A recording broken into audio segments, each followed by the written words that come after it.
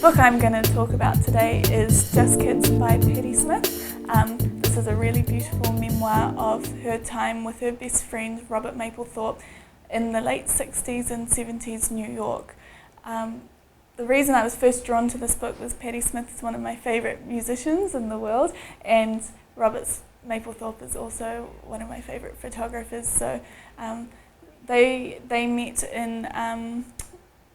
met by chance in New York, and Patti describes just so lovely, in such lovely ways, about how they met and how they just fell in love with each other as best friends and lovers, and then more just friends after he became to sleep with men a lot more. But and she just describes their time in New York before Robert Mapplethorpe died of AIDS in the 80s.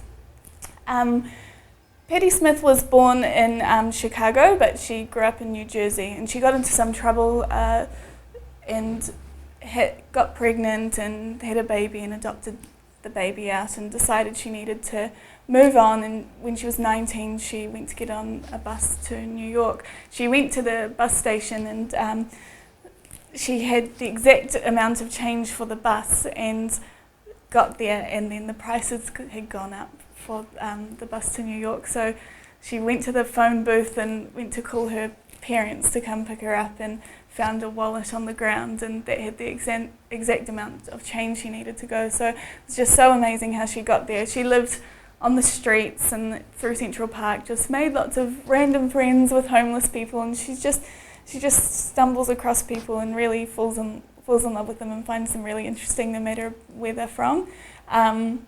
She was working in this wee store and met Robert Mapplethorpe, and they came across each other a couple of times, and then one time she just recognised him and was in this funny situation and just said, can you pretend to be my boyfriend for a second? And he did, and they talked to some other dude, and they went away, and then they were just friends from that. They lived together and for that whole time and made art together. And so her words are just so poetic and stunning.